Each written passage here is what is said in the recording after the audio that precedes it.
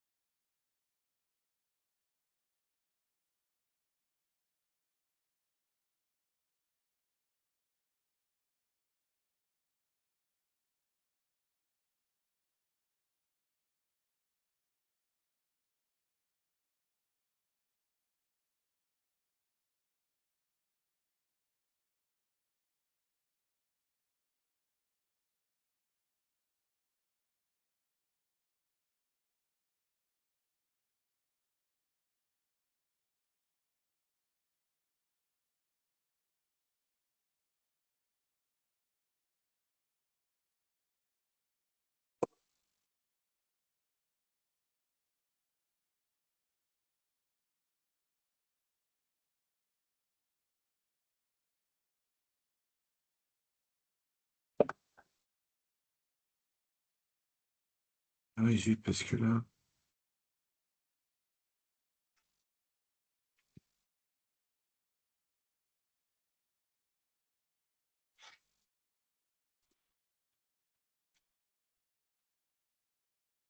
Salut Julia. Bonjour à toutes et tous. Bonjour d'être aussi nombreuses et nombreux pour parler de ce sujet qui nous intéresse aujourd'hui, qui est la SFDR. Alors, je vois qu'il va être. Je vous propose qu'on se laisse jusqu'à 11h05 pour être sûr que tout le monde ait le temps de se connecter. Et ensuite, on va démarrer tout de suite.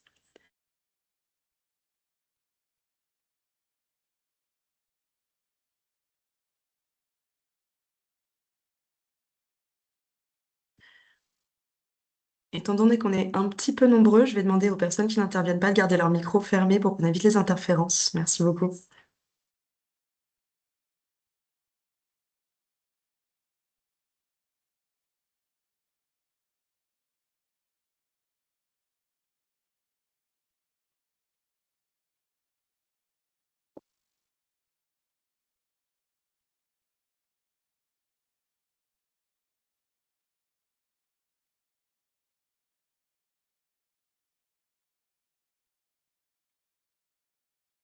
Super, et ben, je vous propose qu'on se lance tout de suite.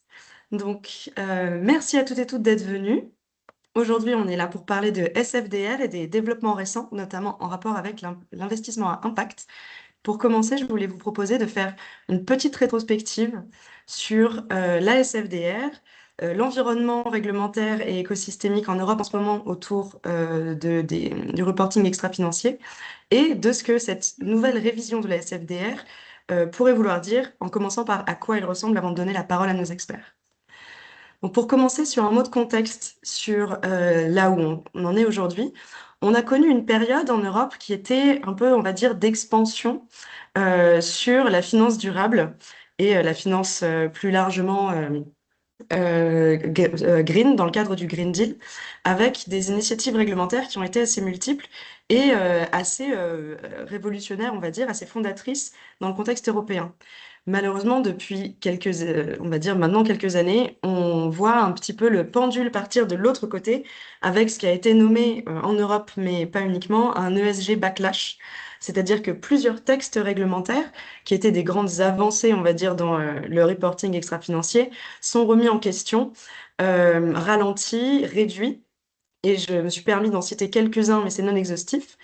On peut parler par exemple de la CSDRD, qui est les exigences de reporting pour les entreprises.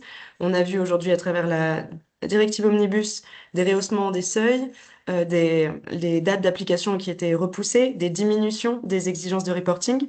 Même chose pour la CS3D, qui parle plutôt, elle, de devoir de vigilance. On voit des délais qui sont de plus en plus longs, de moins en moins de structures qui sont concernées. Les ESRS aussi, qui sont eux les standards techniques de reporting de durabilité, qui sont en processus de simplification par les autorités européennes. Mécaniquement, la taxonomie aussi, qui s'applique à moins de monde que ce n'était initialement prévu. On peut parler aussi de la directive déforestation, qui se trouve retardée.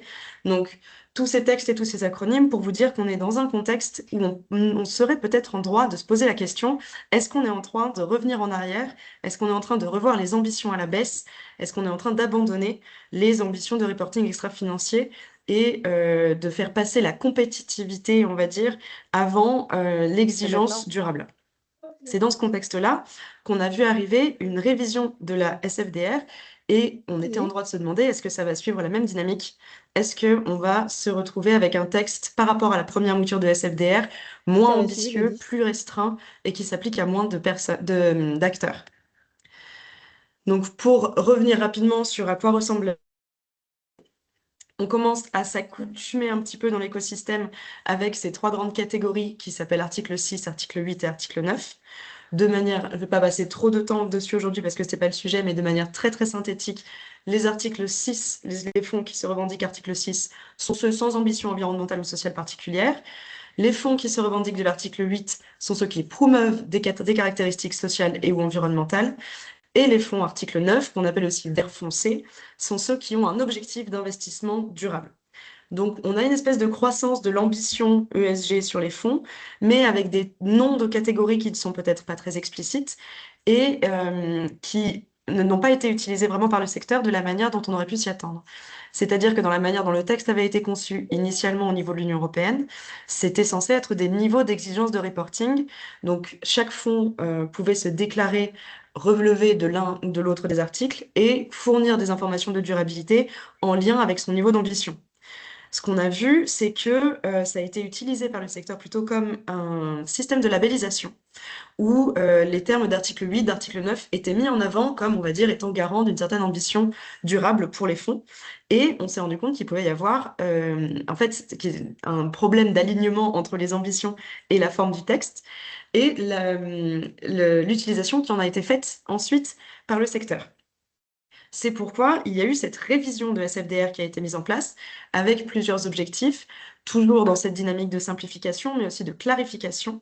Donc d'essayer d'obtenir des catégories qui seraient plus explicites, des titres qui auraient plus de sens, qui pourraient accomplir un objectif de transparence et de clarté vis-à-vis des épargnants finaux, et qui reflètent davantage le secteur de la finance durable, à impact, solidaire, telle qu'elle est aujourd'hui en Europe. Et aujourd'hui, on va discuter de est-ce que cette nouvelle mouture atteint ses objectifs? Ça, c'est une autre question. Pour vous faire un petit rappel de ce qui est proposé aujourd'hui par la Commission européenne, c'est un système de catégories avec des noms un peu plus explicites sur les stratégies d'investissement.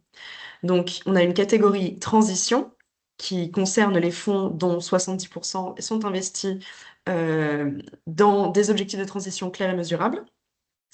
Les fonds ESG basiques qui intègrent des caractéristiques ESG de manière un peu plus générale, avec un niveau d'exigence un peu plus bas, et des fonds durables. Donc les fonds durables qui sont un peu en lien avec l'ancienne catégorie article 8, qui visent à atteindre un objectif clair et mesurable lié à des facteurs de durabilité, compris environnementaux et sociaux.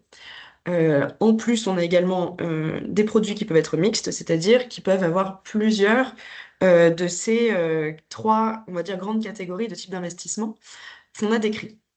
Et vous allez me dire, mais là-dedans, où est l'impact? Eh bien, l'impact a été ajouté non pas comme catégorie à part entière, mais comme un petit add-on, on va dire, comme une sous-catégorie qui est admissible sous deux de ces trois catégories qui sont les catégories durables et transition. Ce qui veut dire qu'en plus des obligations de reporting liées euh, aux catégories donc durables ou transition, on peut en tant que fonds se revendiquer à impact et donc faire un reporting supplémentaire pour pouvoir se revendiquer durable à impact ou transition à impact.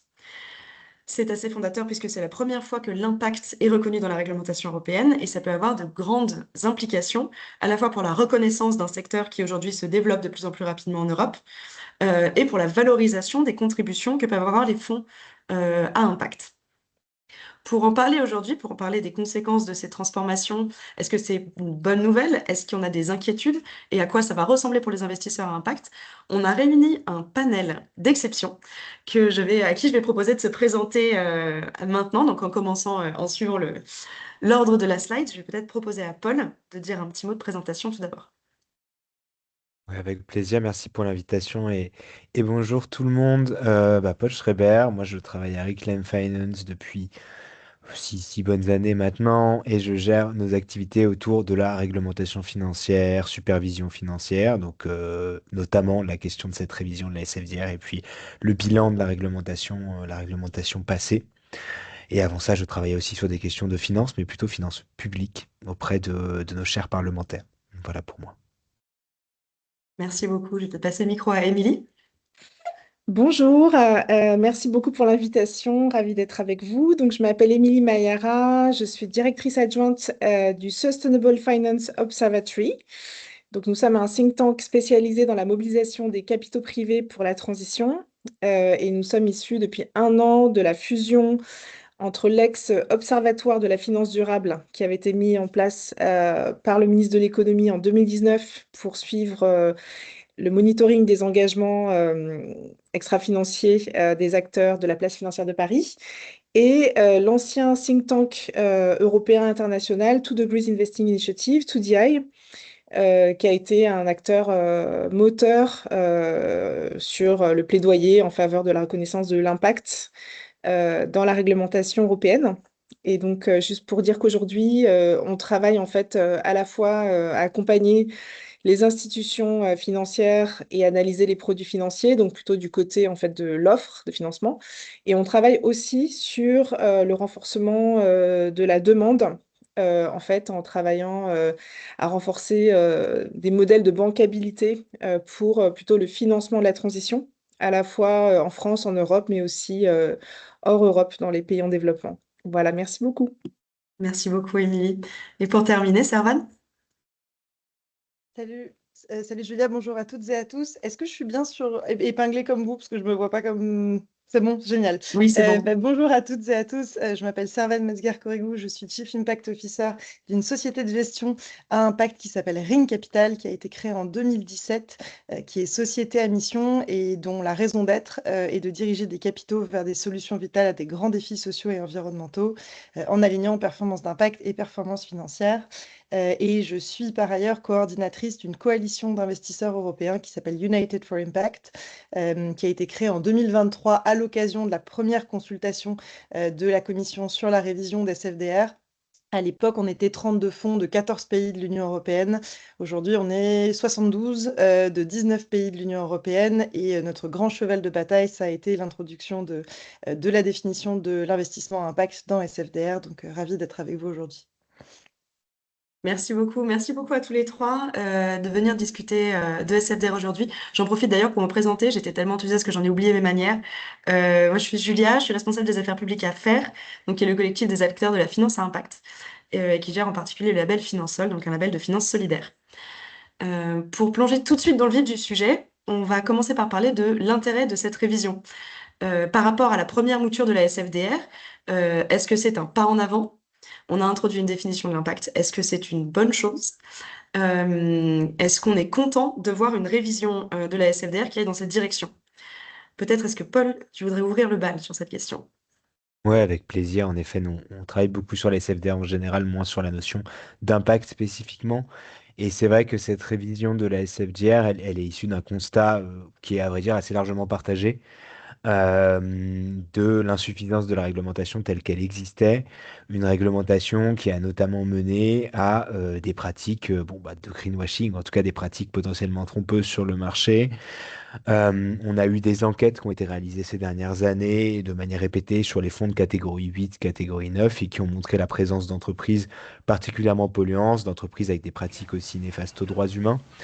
De manière répétée, hein, des enquêtes qui sont faites par les ONG, par les journalistes. Pour en citer qu'une seule, nous, on a réalisé une enquête il y a très peu de temps sur les unités de compte en assurance vie, donc un produit très, très utilisé par les Français.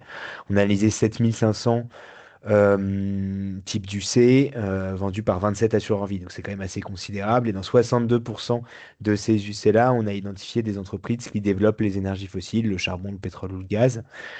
Et quand on a cherché à regarder plutôt côté durabilité transition, on avait 1300 UC, 1300 unités de compte analysées qui font allusion à la durabilité dans leur nom, donc une allusion directement dans leur nom. Et sur ces 1300, on avait 47% qui contenaient ces mêmes entreprises, 78% pour celles qui utilisaient le terme de transition. Donc c'était quand même assez inquiétant et c'est l'étude la plus récente, mais on pourrait multiplier les exemples, je ne vais pas me pencher là-dessus aujourd'hui. Donc c'est là le constat. Ce constat il tranche avec ce que nous disent finalement les investisseurs et particulièrement les investisseurs individuels. Investisseurs individuels qui dans des sondages soulignent le fait que pour eux, justement, ces entreprises particulièrement polluantes, dont les entreprises des énergies fossiles, mais pas que, ne sont pas compatibles avec des promesses d'investissement responsable, d'investissement vert, d'investissement durable. Et bien sûr, un constat qui n'est pas totalement compatible avec la science, en tout cas pour les énergies fossiles, où on a vraiment une question d'incompatibilité entre ce développement massif de ces énergies et la limitation du réchauffement à 1,5, mais même à 2 degrés, telle qu'elle a été promise, entre guillemets, déjà avec l'accord de Paris. Voilà, donc ça c'était le constat au niveau du greenwashing. Les pratiques varient considérablement selon les acteurs, donc c'est pas quelque chose qui est applicable à tous les investisseurs, tous les gestionnaires d'actifs, à tous les fonds, hein, bien entendu. Les pratiques varient considérablement, mais on voit quand même que ces problématiques-là étaient extrêmement répandues sur le marché. Ce qui est particulièrement dommage, je l'ai mentionné parce qu'on a ces attentes des investisseurs, y compris retail, et que ces attentes-là, aujourd'hui, sont trompées. Là-dessus, on avait les études aussi menées par le FIR, le Forum pour l'investissement responsable, qui montraient finalement qu'on avait une forte méfiance sur ces produits à consonance durable, déjà qui étaient présents dans le marché. Dans les sondages du FIR, on avait les répondants qui considéraient que ça avait un impact neutre ou négatif pour une majorité des produits qui avaient une consonance de durabilité, ESG, etc. Et qui considéraient que le principal apport de ces allégations-là était marketing. Donc on voit bien que l'état de la confiance n'est pas là. Et si la confiance n'est pas là, les investissements ne suivront pas très logiquement sur ce type de produit. C'est un frein à avoir une augmentation d'investissement sur ce type de produit. J'ajouterais juste là-dessus, à partir de là, qu'il faut quand même pas le volet positif. La réglementation peut avoir un impact positif là-dessus et peut changer les choses. Un exemple très récent, c'est les lignes directrices de l'ESMA, donc le régulateur de marché européen, sur la dénomination des fonds, à regarder uniquement les noms des fonds d'investissement. Ils ont établi des règles pour essayer de mieux encadrer cette dénomination de fonds. Si vous utilisez des termes qui sont liés à la durabilité, si vous utilisez des termes qui sont liés à la transition, notamment. Et on a les premiers impacts de ces lignes directrices-là qui montrent que, par exemple, pour les termes de durabilité, bah oui, on a eu un vrai ménage sur les fonds qui utilisent le terme de durabilité, avec notamment beaucoup moins d'entreprises fossiles que précédemment dans ces fonds-là.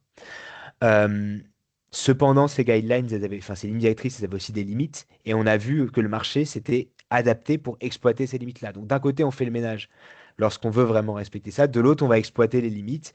Le terme de transition, par exemple, était beaucoup moins encadré que le terme de durabilité, donc on a vu une légère hausse des termes de transition et une hausse de l'exposition fossile des fonds qui avaient ce terme-là, donc plus de fossiles dans les fonds avec ce terme-là. Et on a vu plein de dénominations, plein de noms très alternatifs émerger. Screened, donc des noms comme ça, très vagues, mais qui donnent une consonance ESG, plus ou moins vague, émerger sur des fonds pour éviter justement ces nouvelles règles. Donc la réglementation, elle est efficace à condition d'être suffisamment exigeante et à condition d'éviter d'ouvrir tous ces trous-là. Et c'est dans ce contexte-là qu'on arrive justement sur cette révision de la SFDR, après ces lignes directrices de l'ESMA, et dans ce constat d'un besoin de révision. Je vais peut-être m'arrêter là. Merci beaucoup, et ça nous donne déjà beaucoup d'informations. Et justement, ça me fait une très bonne transition, peut-être pour poser la question à Servan. Donc, on a besoin de cette réglementation qui laisse, enfin, qui soit assez exigeante pour construire la confiance. L'impact dans cette révision, est-ce que il atteint ses objectifs? Ah, Évidemment, il fallait. Bon, je rejoins absolument ce que disait Paul sur le retail et sur les besoins de clarté par rapport aux utilisateurs finaux, et je pense que j'y reviendrai dans une seconde. Mais peut-être sur le pourquoi de la révision, je vais partir du début sur les besoins d'investissement pour la transition, avec deux chiffres. L'ICATCE disait qu'on a besoin de plus de 800 milliards d'euros annuels d'investissement d'ici 2030 pour atteindre les objectifs climatiques de l'Union européenne. Ça, c'est le premier chiffre. Le deuxième chiffre, c'est sur les objectifs de développement durable de l'ONU, donc au niveau plus global. On a besoin de 4,5 milliards, 4500 milliards de dollars par an pour atteindre les SDGs et on en est aujourd'hui à 1 milliard. Le constat, il est on sous-investit massivement la transition. Le besoin, sur la base de ce constat, c'est de débloquer massivement du capital privé, que ce soit VC, PE ou plus de maturité, pour financer des innovations réellement transformatives qui vont répondre aux grands défis sociaux et environnementaux de notre temps. Aujourd'hui, dans la version 1.0 de la SFDR, cette réglementation ne le permettait pas. Je rejoins ce que dit Paul, la réglementation peut avoir un pouvoir. Le marché doit aussi prendre sa part dans la définition, mais j'y reviendrai par ailleurs. Peut-être pour vous dire, je travaillais auparavant au cabinet Europe au ministère des Affaires étrangères et j'ai négocié le Corporate Sustainability Package, donc CSRD, CS3D. À l'époque, on était très conscients. Bon, on a un peu revenu sur le backlash, mais on était assez conscients que les entreprises allaient faire leur part et que le rôle de la réglementation était de donner cet input, ce premier push pour que le marché fasse le reste. Pourquoi est-ce que la version 1.0 était problématique? On a détaillé ce que je vais vous dire dans une seconde dans une étude qu'on a faite avec France Invest sur pourquoi les fonds article 9 ne sont pas des fonds impact. Et ben pourquoi? Parce que l'impact et l'ESG, c'est pas la même chose. De façon très basique, l'ESG, c'est des standards qu'on a sur les 3 piliers environnementaux, sociaux et de gouvernance qui permettent de limiter les externalités négatives qu'une entreprise va avoir sur son environnement ou sur elle-même. Cette approche par les risques, pour quelqu'un qui a négocié la CSRD, c'est pas moi qui vais vous dire qu'elle n'est pas importante. Cela étant, l'impact, c'est pas ça. L'impact, c'est financer des solutions qui vont réellement redéfinir des chaînes de valeur et transformer la façon dont notre économie fonctionne, comme sur les sujets sociaux et environnementaux. SFDR 9, donc les fonds article 9, et on y reviendra parce que nous, on est un fonds impact sharing et tous nos fonds ne sont pas labellisés article 9 justement pour cette raison, mais on y reviendra dans une seconde. Pourquoi? Parce que l'article 9, ça ne permettait pas de démontrer les résultats positifs des fonds à impact et la matérialité dans les exigences de reporting qui nous étaient demandées, quel était l'impact réel de nos entreprises. Peut-être un point important, dans le SFDR, il y a une distinction qui n'est pas faite, alors on verra si elle sera faite dans la version 2.0, mais entre le côté et le non-côté. Moi, je vous parle d'une fenêtre qui est la fenêtre du non-côté, et SFDR était très problématique parce que contrairement au 1.0, était très problématique parce que contrairement au côté, des actifs qui sont en capacité de démontrer leur effet transformatif sur la société, ils existent, ce qui est beaucoup moins le cas pour le côté, mais on aura l'occasion d'y revenir. Et donc, nous, on n'était pas en capacité de démontrer à nos investisseurs, en tout cas réglementairement, parce qu'on le faisait évidemment par ailleurs, mais l'impact de nos boîtes. Je reviens très rapidement sur ça. On n'était donc pas en capacité de démontrer ce qu'on appelle notre additionnalité, qui est un des piliers principaux de l'impact, et je pense qu'Émilie aura l'occasion d'en reparler dans une seconde. L'impact, c'est 3 piliers: l'intentionnalité, la mesurabilité et l'additionnalité. L'additionnalité, c'est est-ce que la solution dans laquelle j'investis change vraiment la donne? Par exemple, j'investis dans une boîte qui permet de redéfinir l'agriculture et en agriculture régénératrice. Est-ce que je suis capable de prouver que ce qu'elle fait change vraiment la donne? Ça, c'est l'additionnalité. Et nous, il y a aussi notre accompagnement, notre soutien à ces entreprises pour caractériser leur impact. Et notamment, les aider à mesurer leur impact. Ça, c'est très important. C'est quelque chose que la réglementation ne nous demande absolument pas aujourd'hui. Donc, la proposition 2.0, elle permet plus de clarté, plus de différenciation aussi des différents véhicules. Elle répond évidemment à la demande des consommateurs sur l'envie d'avoir des actifs en faveur de la transition, évidemment. Et surtout, et je pense qu'on y reviendra, elle augmente le level playing field du marché général qui doit ensuite prendre sa part pour compléter ce que la régulation a créé. Mais voilà, en tout cas, nous, on est très contents. Ça faisait à peu près 1 an qu'on nous expliquait que l'impact ne serait pas dans SFDR et qu'on avait perdu. Donc, on est très content qu'elle y soit. Maintenant, il faut continuer à se battre pour que le Parlement et le Conseil gardent cette avancée très importante selon nous. Merci beaucoup, Servane et Émilie, pour apporter ta pierre à l'édifice. Merci beaucoup. Alors effectivement, donc il y a encore beaucoup de discussions hein, sur la définition de l'impact. Donc pour le Sustainable Finance Observatory, voilà, on salue vraiment cette avancée qui nous semble majeure, puisqu'on a promu depuis des années en fait avec de nombreux acteurs euh, la reconnaissance en fait des produits financiers générateurs d'impact et notamment de la notion de contribution investisseur dans la réglementation européenne. Donc, pour le dernier policy brief qu'on a présenté à la Commission européenne, on était accompagné notamment de FAIR, mais aussi de WWF, Better Finance, mais aussi d'investisseurs comme Inco.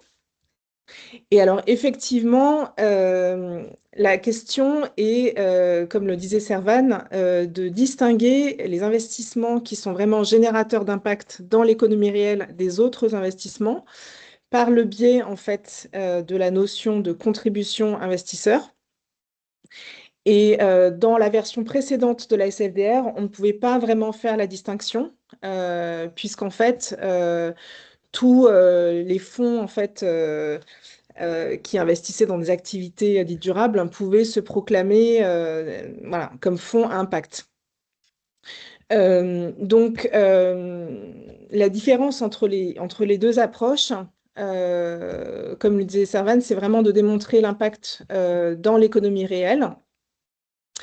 Donc, donc, l'idée, c'est de faire la distinction entre l'impact des entreprises et l'impact de l'investissement. Donc, par exemple, investir dans des activités durables ne va pas garantir que 1 euro supplémentaire investi va générer en fait un changement réel dans les pratiques de l'entreprise. Par exemple, l'achat d'une action d'une entreprise verte à un autre investisseur sur le marché secondaire n'aura pas d'impact sur cette entreprise. Parce qu'en fait, il faudrait un volume extrêmement important de capitaux pour modifier, en fait, faire évoluer le prix de l'action.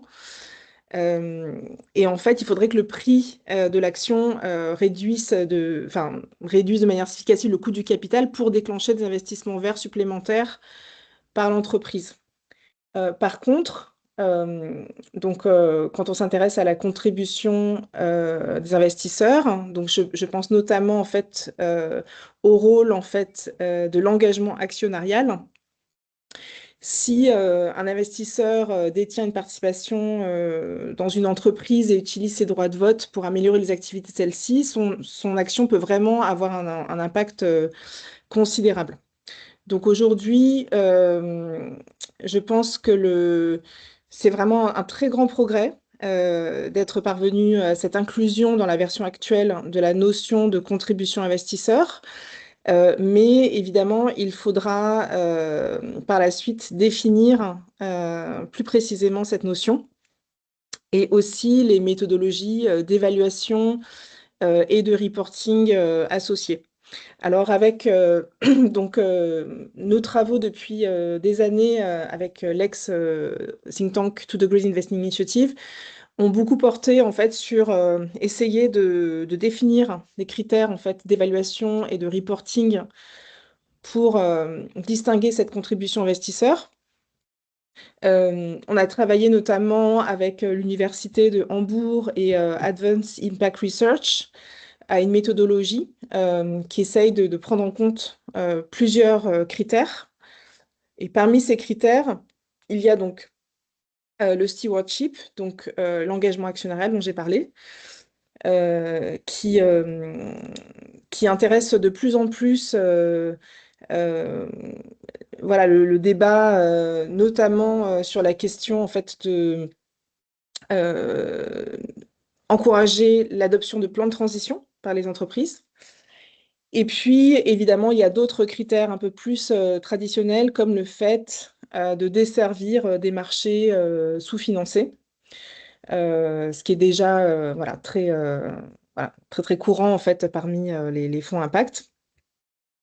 Et je voulais aussi donc, souligner donc, les propos de Paul, puisqu'en fait, au Sustainable Finance Observatory, nous avons mené une enquête vraiment de grande ampleur dans 14 pays de l'Union européenne, qui montrent exactement ce qu'a décrit Pierre, hein, sur le fait que les préférences en fait, des investisseurs ne se matérialisent pas dans l'allocation de leur épargne, avec effectivement en fait, un manque de clarté dans les claims, impact claims, un manque aussi de capacité technique et voilà, de guidance en fait, des conseillers financiers dans les banques. On a envoyé notamment en fait, des clients mystères pour simuler en fait, des demandes de conseils financiers dans des banques, et ça a donné des résultats voilà, extrêmement intéressants. Je vais vous partager dans le lien, si vous voulez, l'étude qui résume en fait tous ces travaux de près d'une dizaine d'années dans 14 pays européens. Et donc, effectivement, la réglementation est un pas essentiel pour essayer de clarifier ce que signifient des produits générateurs d'impact.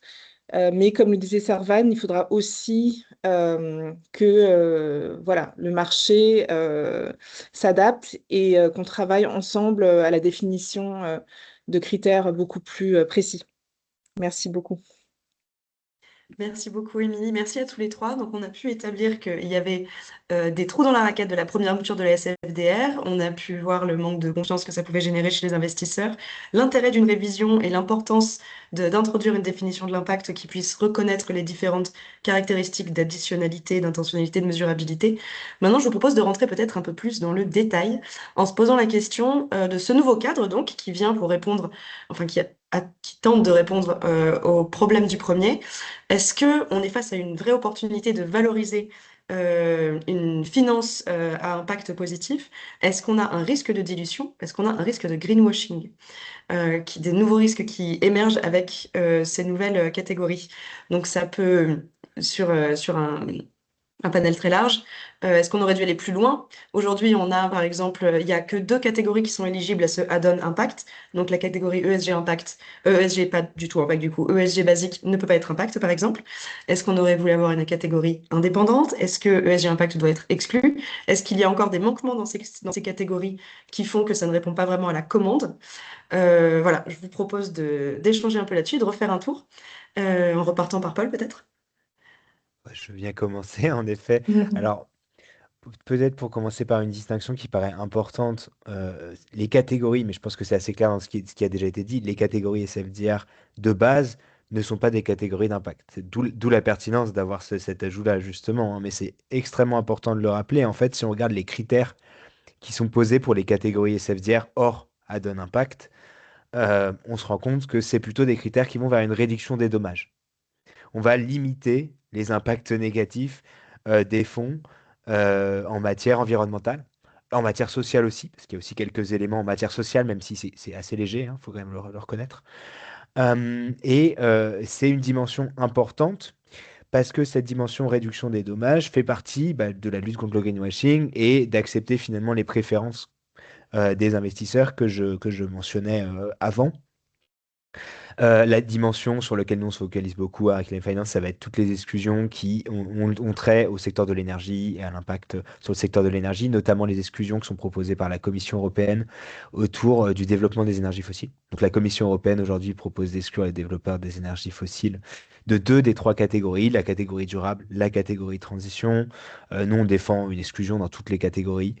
Euh, Aussi parce que finalement l'investisseur retail ne fait pas une différence si importante que ça entre un produit de catégorie dite ESG, un produit de catégorie dite transition, et que l'impact environnemental mais aussi social de ces entreprises est tellement néfaste qu'elles n'ont pas de place dans aucune dénomination à caractère responsable. Ça, c'est la position qu'on défend avec Claim. La proposition de la Commission faisait déjà un premier pas en avant parce qu'au moins, elle enlevait de la durabilité, ce qui paraît évident, et elle enlevait aussi de la transition, ce qui est aussi assez évident quand on suit finalement les débats, y compris judiciaires, qu'il y a sur le sujet. On a une condamnation de Total Energy il n'y a pas longtemps devant les tribunaux en France, justement parce qu'ils s'affichaient en transition et qu'en parallèle, ils avaient des plans massifs de développement de leur production d'hydrocarbures. Donc voilà sur ce critère-là, qui est un critère très important. Et c'est important aussi que ces critères soient valables pour tout fonds qui a une promesse d'impact. Et c'est d'ailleurs le cas avec la proposition de la Commission, vu que la donne impact vient s'insérer dans les catégories existantes. Donc les exclusions que vous avez, les garde-fous, entre guillemets, qui ont été posés, sont aussi valables pour les produits impact. Euh, voilà, quand on a dit ça, du coup, la dimension impact, comme ça a été dit avant, elle est censée donner cet élément supplémentaire d'additionnalité, d'avoir quelque chose de positif derrière. Nous, c'est pas notre spécialité avec l'EM, mais on accueille ça plutôt positivement, en effet. On pense que ça peut aussi être, alors, à évaluer, mais en tout cas, moi, personnellement, je considère que ça serait intéressant de voir dans quelle mesure ça peut aussi aller vers, bien sûr, du non-côté, vers des activités qu'on finance beaucoup moins selon les produits SFDR classiques existants aujourd'hui. Et pour ce qui a été abordé très succinctement sur la catégorie ESG, pour nous, l'absence de dénomination impact sur la catégorie ESG, elle a du sens. Euh, Se pose la question du coup de l'impact positif social, bien sûr, et d'où est-ce qu'il serait inséré dans cette architecture-là qui est proposée par la Commission. Aujourd'hui, c'est pas évident du tout, hein, comme il n'y a pas de catégorie ESG. Si d'aventure on venait à le mettre dans la catégorie ESG, il faudrait renforcer les garde-fous, justement les exclusions de cette catégorie, les différents critères de cette catégorie pour éviter d'avoir des produits qui font aussi la part belle à des acteurs particulièrement polluants, etc. Donc je reviens à mon premier point.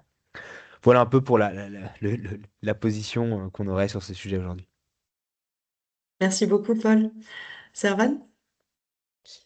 Oui, oui, oui, absolument. Beaucoup de choses à partager. Merci beaucoup à tous les deux pour vos interventions. Peut-être je vais commencer par préciser un truc que je n'ai pas dit sur la première question sur l'intérêt de la révision. Elle est aussi sur le reporting. Moi, je rejoins absolument ce que tu disais, Paul, à l'instant sur les exclusions. Nous, c'est essentiel pour nous de pouvoir avoir un texte qui dit tout ce qu'on ne fait pas. Ce qui nous manquait, c'était démontrer ce qu'on fait. C'est vraiment un peu ça l'objectif. Et aujourd'hui, dans la version actuelle pré-révision, ce sur quoi on nous demande de reporter, c'est les PAI, donc les Principal of Adverse Impact, principalement dans le cadre du test des NSH, et donc qui ne démontrent absolument pas ce qu'on fait. Peut-être rappeler du coup quelles sont les nouvelles disclosures envisagées pour de SFDR. Donc dans les articles 7 donc, qui concernent les fonds de transition et 9 qui concernent les fonds avec un objectif de durabilité, les informations qui doivent être discloses, c'est l'intention initiale de l'investisseur en termes environnemental et ou social, soutenue par une théorie d'impact ou une théorie du changement qui soit prédéfinie, donc on doit pouvoir consulter, et ensuite sur la partie aval, donc c'est sur la partie amont, et sur la partie aval, des disclosures spécifiques sur la mesure et le management de l'impact qui démontrent la contribution donc, de l'investisseur.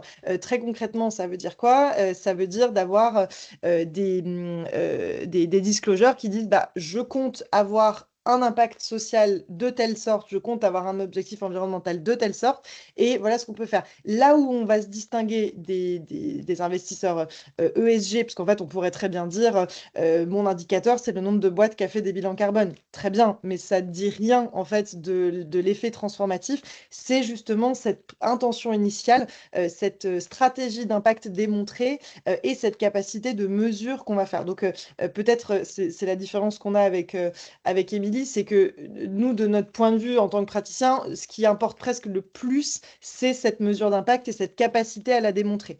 Et peut-être vous dire la différence de cette mesure entre les catégories transition et les catégories solutions en vous donnant des exemples. Donc, dans la catégorie solution qui n'existe pas, qu'on aurait aimé voir exister, on va essayer de la réintégrer dans la partie sustainable avec des choses très concrètes. Ce qu'on a dit à la commission quand on a vu la proposition, précisément parce qu'il n'y avait plus le terme de solution, c'était de dire, mais en fait, si tu prédéfinis des indicateurs ESG, en fait, tu peux rentrer dans cette catégorie. Donc là, nous, on y a vu un risque très clairement. Et avant de revenir sur ce risque-là, dans la catégorie transition, ce qui est intéressant, c'est que nous, on prêchait pour avoir une catégorie impact solution, c'est-à-dire qu'ils ne financent des entreprises qui ont au cœur de leur business model la résolution d'un défi. Et à l'inverse, une catégorie transition qu'on estimait très utile, de financement d'actifs qui n'étaient pas à l'origine des actifs impact, mais que des investisseurs comme nous ou comme d'autres au sein de la place allaient aider à transitionner, c'est-à-dire qu'ils allaient changer le pourcentage de leur chiffre d'affaires dédié à une solution impact. Donc, en ce sens, c'est très logique que l'impact et la prédéfinition d'un impact mesurable et intentionnel soient dans ces deux catégories. Donc, nous, on le voit plutôt d'une bonne façon. Comment on répond au risque, du coup, dans la catégorie, dans l'article 9, Sustainable, de distinguer entre des fonds ESG qui traqueraient des éléments ESG, ce qui est très important, et des fonds qui font de l'impact comme nous? Bah, en fait, la réponse, elle m'a été donnée par la commission quand je les ai appelés après la proposition. Elle m'a dit, maintenant, c'est à vous de faire le boulot, en fait. Et alors c'est vrai qu'au début, on n'était pas complètement satisfait de ça, parce qu'on aurait aimé que SFDR réponde à tous nos rêves les plus fous. La vérité, c'est que la version 2.0 d'SFDR, si elle aboutit telle qu'elle, est une base qui est très bonne pour permettre au marché derrière de faire le travail, notamment d'éducation financière, et c'est notamment très vrai dans le cas du retail, et je vais y revenir, mais de se dire ce travail de définition, de labellisation, etc., c'est aussi au marché et aux investisseurs à impact historique de démontrer qu'ils sont en capacité d'apporter cette preuve-là. On peut se baser sur la réglementation, mais non, on a aussi une responsabilité de créer ça. Et enfin, je reviens sur un dernier point que j'ai évoqué lors de ma première intervention. Je pense que la nouvelle frontière, c'est vraiment le côté. C'est-à-dire arriver à faire ce qu'on fait, nous, sur nos actifs non cotés, à démontrer notre additionnalité, à montrer la mesure, par exemple, sur les tonnes de CO2 évitées, sur les personnes réinsérées dans l'emploi. Arriver à faire ça sur des entreprises cotées, c'est ça la prochaine frontière. Et moi, je pense réellement que le texte tel qu'on l'a aujourd'hui permet ça si on se donne un peu de mal et si le marché fait l'extra mile pour démontrer justement cette additionnalité de l'investissement à impact. Merci beaucoup, Servan. Passe à Émilie. Merci beaucoup. Alors, effectivement, je rebondis sur ce que tu viens de dire, Servan. Donc, dans les études qu'on a réalisées en fait sur le retail au niveau européen, donc effectivement, on a vraiment une défaillance de marché qui est significative, puisqu'on a, je cherche le chiffre, 51% des investisseurs qui souhaitent avoir un impact dans le monde réel avec leur épargne, mais les produits impact ne représentent que 0,7 à 1,3% de l'offre de marché dans des pays assez matures comme l'Allemagne et l'Autriche. On a aussi beaucoup de détails sur les allégations trompeuses. Et effectivement, comme tu le disais, donc il y a une part importante en fait de l'industrie des fonds cotés qui a été relevée comme utilisant ces allégations trompeuses. Donc, pour nous, le principal enjeu maintenant, ça va vraiment être voilà, les enjeux de définition méthodologique et de reporting, puisqu'en fait, le projet de texte donc, prévoit en fait que l'obligation de publier des informations supplémentaires sur les impacts visés, la théorie de l'impact et la mesure et la gestion de l'impact. Et il nous semble important, en fait, pour nous, d'apporter des précisions de niveau 2 par la suite sur justement la contribution des investisseurs, qui est vraiment le sujet qui est porté par SFO. Euh, et en fait, comme je vous le disais, on a commencé à travailler alors avec une approche assez universitaire, il est vrai, et très ambitieuse, sur des critères pour définir cette contribution investisseur. Alors ces critères, ils s'appuient sur 4 dimensions. Donc le développement de vos marchés de capitaux, de marchés insuffisamment financés, la fourniture de capitaux flexibles, donc à des conditions voilà, plus favorables que celles du marché, qui impliquent souvent des cofinancements publics, l'engagement actionnarial dont j'ai parlé, et puis le market signaling, donc signal de marché, donc là qui est une dimension quand même un peu plus niche, on va dire. On a aussi donc soutenu les travaux de l'Institut de la finance durable pour élaborer en fait une grille donc justement sur l'impact. On est bien conscient que cette approche extrêmement ambitieuse aujourd'hui doit être vraiment raffinée en partenariat avec les acteurs financiers, avec les fonds, et voilà, aboutir à plus de granularité, et notamment par une adaptation aux différentes classes d'actifs.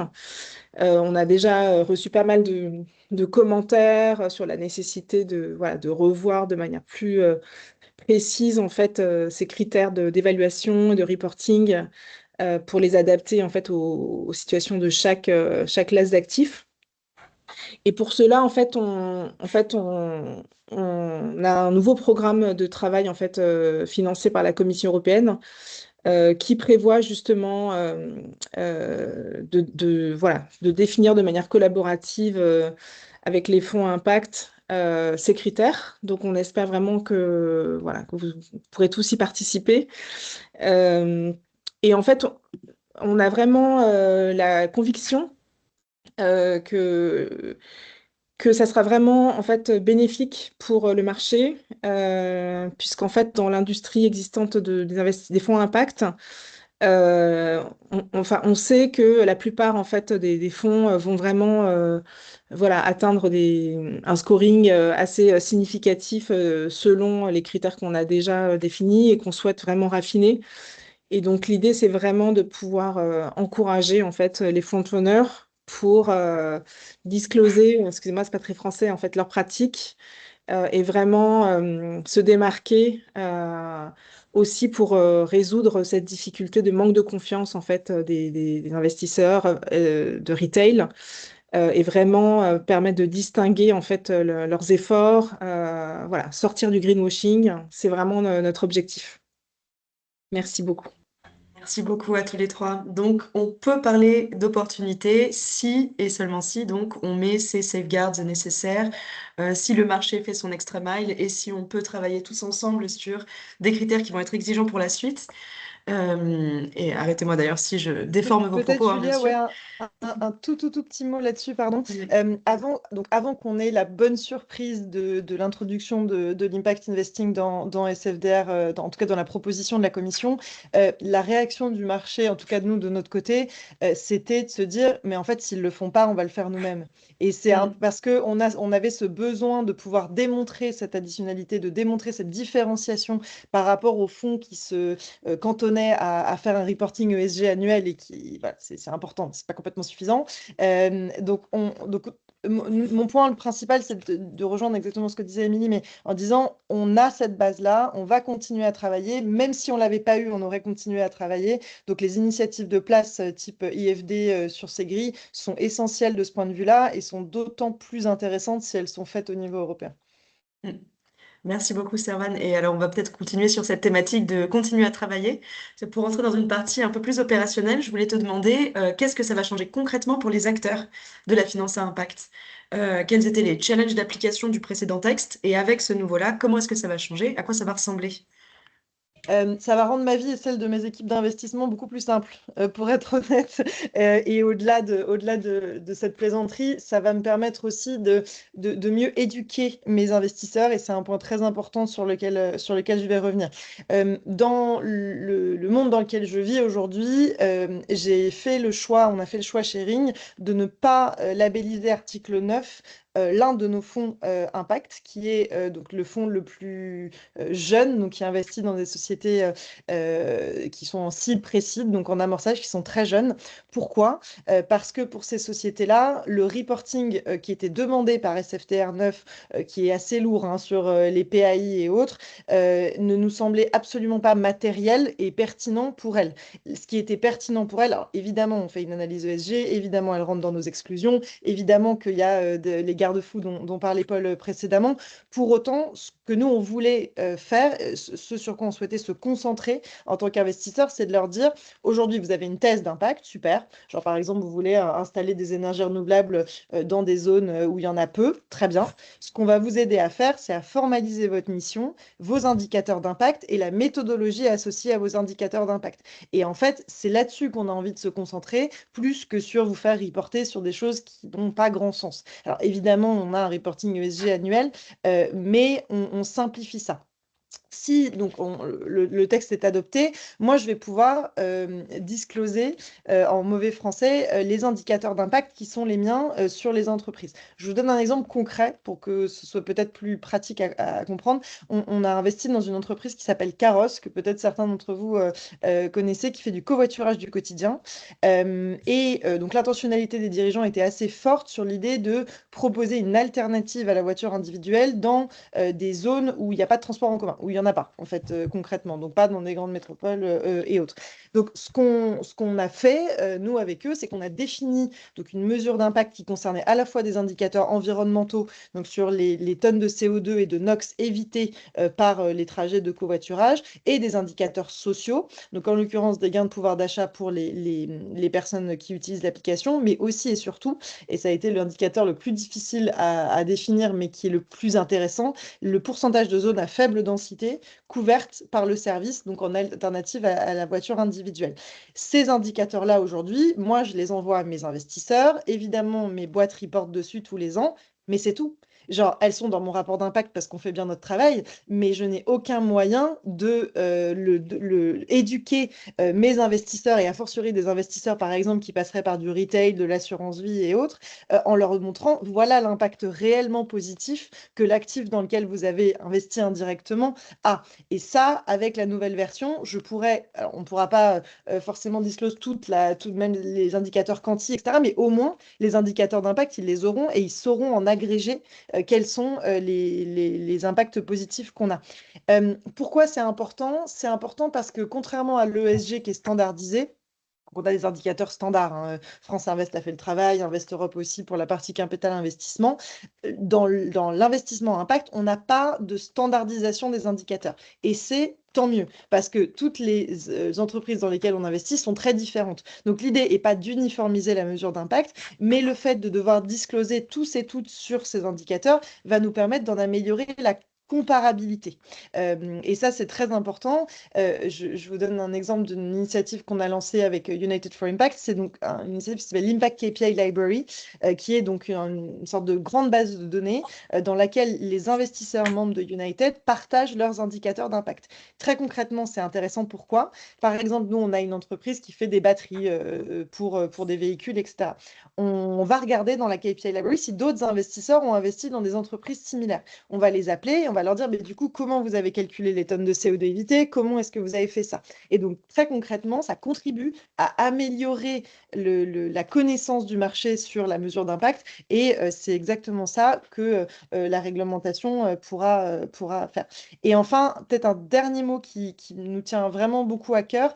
Nous, on le voit en tant qu'investisseurs dans les levées qu'on fait, enfin, quand on est en roadshow auprès de nos LP, le niveau de connaissance des investisseurs institutionnels, des investisseurs retail est tellement disparate, genre sur ces sujets-là, qu'en fait, ils n'arrivent parfois même pas à répondre aux exigences de leurs propres utilisateurs finaux. Je vous donne deux exemples. Un assureur qui va avoir, par exemple, c'est vous, moi, qui investissons en assurance vie, qui vont lui demander, mais montrez-moi, genre, l'impact réel de l'argent que je place chez vous.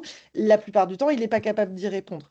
À l'inverse, on a aussi des investisseurs institutionnels qui, comme la réglementation n'avait pas de définition de l'impact, n'avaient pas le moyen de réellement screener genre, les fonds dans lesquels ils investissaient. Donc nous, on pense que ça va permettre vraiment à tout le monde, de l'utilisateur final, de l'assureur, à vous et moi, quand on paye nos impôts pour BPI qui investit dans nos fonds, de lever, de faire remonter le level playing field sur ces sujets-là et idéalement que ça découle sur le côté. Nous, en tout cas, c'est vraiment la prochaine frontière qu'on va porter et on espère que ça va changer les choses grâce à cette nouvelle version. Merci beaucoup, Servan, pour le témoignage. Je vois l'heure qui tourne. Je vais vous proposer de faire peut-être une petite ouverture très rapidement et de se garder quelques minutes pour les questions. Donc là où on en est, cette proposition de nouvelle SFDR, y compris impact, est exactement ça, une proposition. Il va encore falloir qu'elle soit discutée, adoptée, mise en œuvre. Donc là, il va y avoir des discussions au Parlement, mais aussi au Conseil de l'Union européenne. Et ensuite, potentiellement, un deuxième niveau avec des standards plus techniques.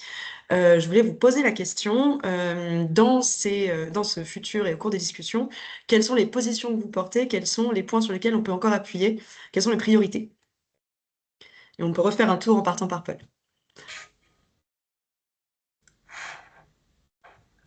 Oui, bah, enfin, les priorités pour Reclaim, vraiment, je l'ai déjà un peu mentionné, mais on a un très très gros point d'attention, slash priorité sur justement ces garde-fous finalement minimum pour chaque catégorie, et notamment les garde-fous qui sont offerts en matière d'environnement avec cette question des énergies fossiles.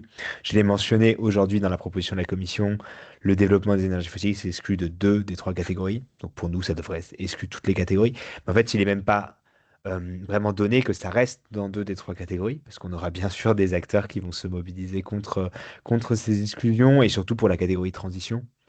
Donc c'est un vrai point d'attention de notre côté que ça reste là-dedans parce qu'en effet, bah, j'ai mentionné les études en début de discussion. Ces études-là et finalement le bilan de la SFDR version 1 nous montre bien que bah, c'est un des points critiques au niveau du greenwashing. C'est loin d'être suffisant pour avoir des produits qui soient réellement appropriés, qui répondent bien aux attentes des retail investors ou qui a un impact encore plus, mais c'est un prérequis à avoir ces discussions-là. Donc cette exclusion des développeurs fossiles, de l'ensemble des catégories, c'est vraiment une exclusion importante à défendre aujourd'hui. J'ajouterais que c'est pas le seul critère. Bien sûr, il y a d'autres critères qui sont en cours de discussion et qu'on se rend compte que sur les critères, par exemple de la catégorie transition, on mélange un peu les torchons et serviettes en fait dans les critères proposés par la Commission aujourd'hui pour atteindre le fameux seuil de 70% pour qualifier finalement à cette catégorie de transition. Vous avez un plan de transition crédible. Alors on ne sait pas trop. C'est pas défini à ce stade, mais vous avez l'idée d'un plan de transition crédible. À côté de ça, vous avez des cibles science-based. À côté de ça, vous avez une démarche d'engagement. C'est trois choses qui sont pas du tout du même niveau. En fait, les cibles et la démarche d'engagement font partie d'un plan de transition crédible en théorie. Donc c'est un peu une sous-partie. Donc on a quand même beaucoup d'incertitudes là-dessus sur les critères qui sont proposés, certains critères qui sont vagues. Et j'ajouterai un dernier point là-dessus. La commission a ajouté pour chaque catégorie un critère extrêmement ouvert, qui n'est pas défini en fait, qui est finalement une méthodologie équivalente, en gros, qui est dans chaque catégorie. Ce critère-là, je comprends pourquoi il est là. L'idée, c'est de laisser de la place aux gestionnaires d'actifs pour qu'ils proposent des méthodologies alternatives, finalement, qui ne seraient pas listées explicitement là-dedans. Mais en fait, il me pose une vraie question parce que il n'est pas supervisable. C'est-à-dire que le superviseur financier ne sera pas en mesure d'avoir une vraie supervision de ce critère, étant donné qu'il est tellement indéfini que le superviseur ne pourra pas se référer à quelque chose de très clair, finalement, pour dire là c'est conforme, là c'est pas conforme. Donc là, on a des vraies questions là-dessus. Et il faut toujours se poser cette question quand on regarde ces documents, c'est qu'est-ce qui va se passer au niveau de la supervision? Et c'est aussi valable au niveau de l'impact, où c'est essentiel d'avoir une certaine flexibilité en plus, parce que c'est quelque chose de relativement nouveau encore. Mais il faut aussi le normer un minimum. Et c'est là où, en effet, ce que disait aussi Émilie et expliquait Émilie sur le framework autour de l'impact va être important pour normer ces comportements-là et s'assurer que ça soit quelque chose qui est pas trompeur et qui est supervisable. Merci. Servan? Ah, le micro.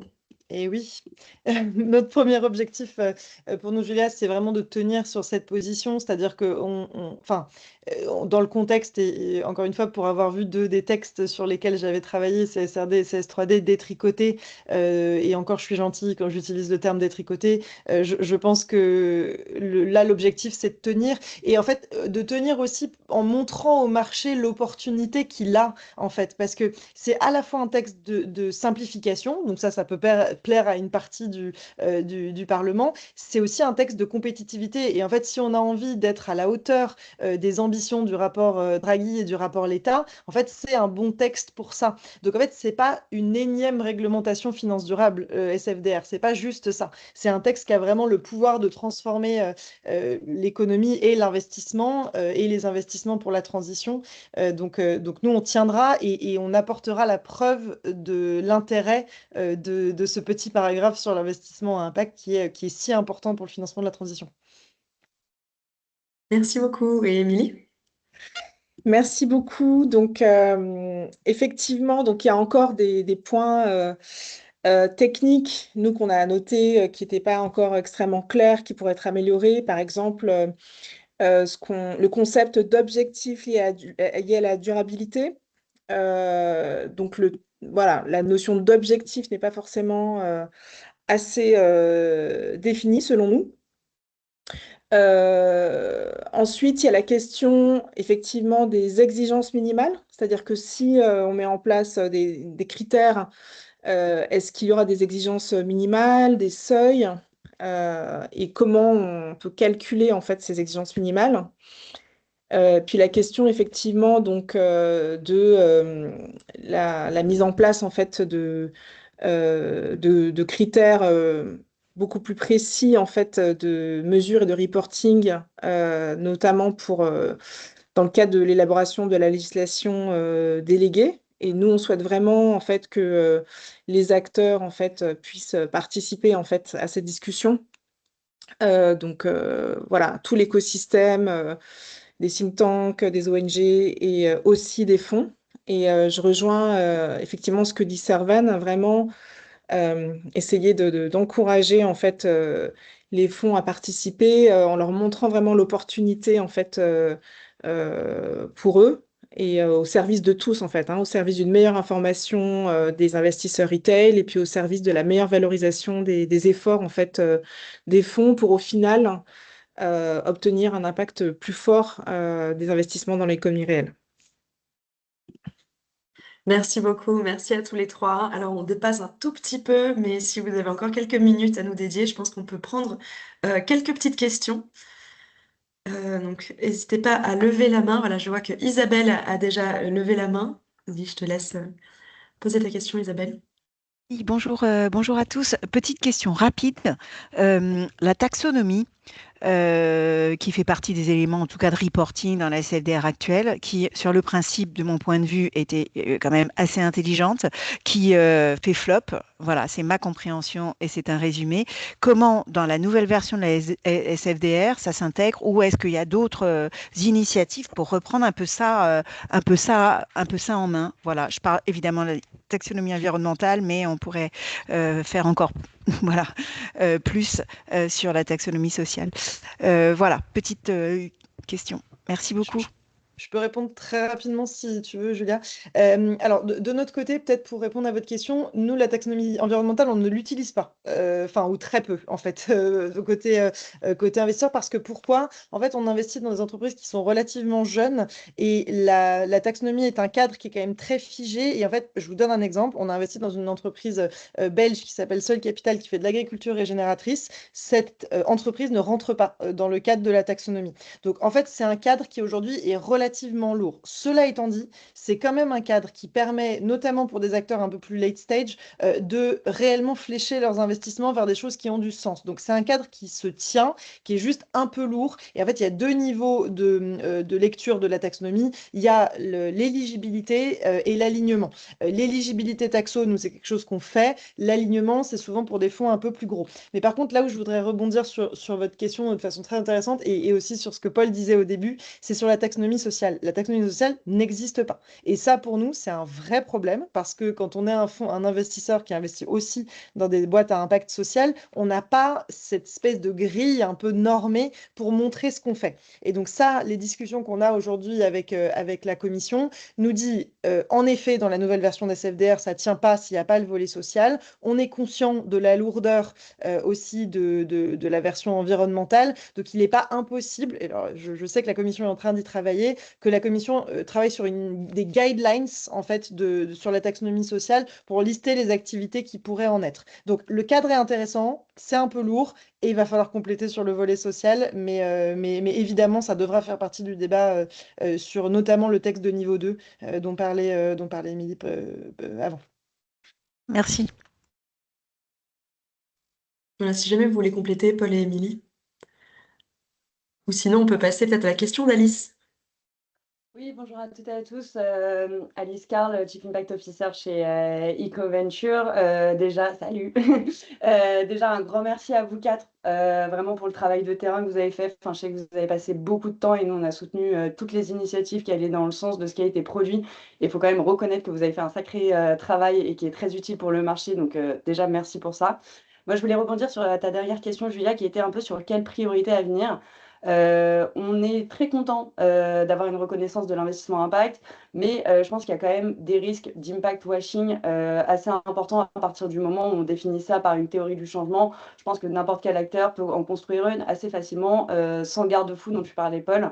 Donc nous, on est aussi complètement alignés avec cette importance sur les exclusions, etc. Sur les priorités qu'on se fixe, moi, je me demandais un peu, vous, votre vision. Pour moi, j'en vois deux. Peut-être laisser, et j'étais curieuse d'avoir votre avis, peut-être laisser à SFDR être ce qui est censé être SFDR, c'est-à-dire des normes de reporting. Et donc, OK, on a un risque d'impact washing, mais on définit un peu ce qu'est l'investissement à impact. Donc, comme ça a été proposé, c'est bien.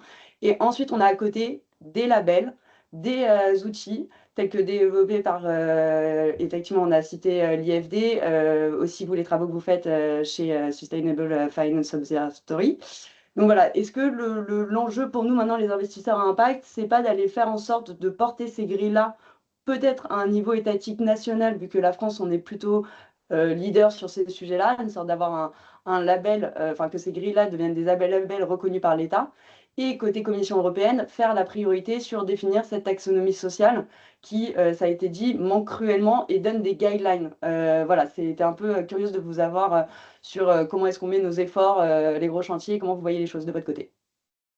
Moi, j'ai littéralement pas un mot à ajouter à ce que vient de dire Alice. Je suis alignée avec l'intégralité de ce que elle vient de dire.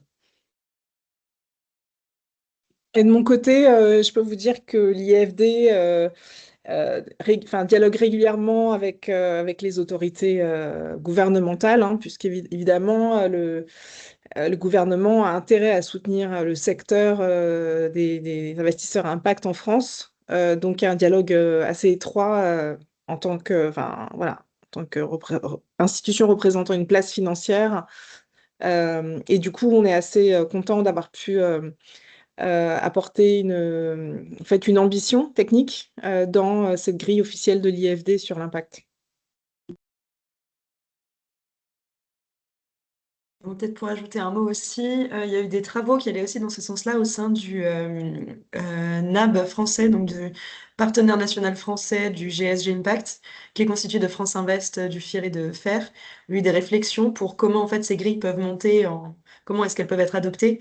Les pistes qui sont envisagées, alors parce qu'évidemment on ne contrôle pas le cadre réglementaire, ce serait peut-être de passer par des pledges d'abord, donc des engagements volontaires qui pourraient dérouiller la machine et faire monter des pratiques de place qui pourraient s'aligner pour ensuite potentiellement être entérinées en sachant voilà, en regardant si c'est quelque chose qui est désirable pour le marché, de pouvoir être vraiment cadré par un label, ou est-ce qu'ils ont besoin de la flexibilité de pouvoir utiliser, alors s'il y a aussi différentes grilles qui existent. Mais du coup, oui, on voit un peu, comme disait Servan, le marché qui turbine, les initiatives bottom-up, et donc du coup d'avoir on va dire, ce grand cadre européen qui légitime en fait ces initiatives bottom-up, c'est une avancée positive sur laquelle voilà, faut continuer de travailler, comme dit Servan. Et on continuera de travailler tous ensemble. Et merci beaucoup, Fer, de porter ça. Merci SFO aussi pour le boulot. Donc, évidemment, on continue. Oui, mais effectivement, je pense que le problème des engagements volontaires, c'est que, enfin, pour moi, ça doit venir un peu soit des LP, soit de l'État, parce que là, si on regarde la liste des signataires, avec Servan, les bons élèves, on a fait de l'exercice, hein. Mais concrètement, on est un peu seul et on se compare un peu à pas un très grand échantillon.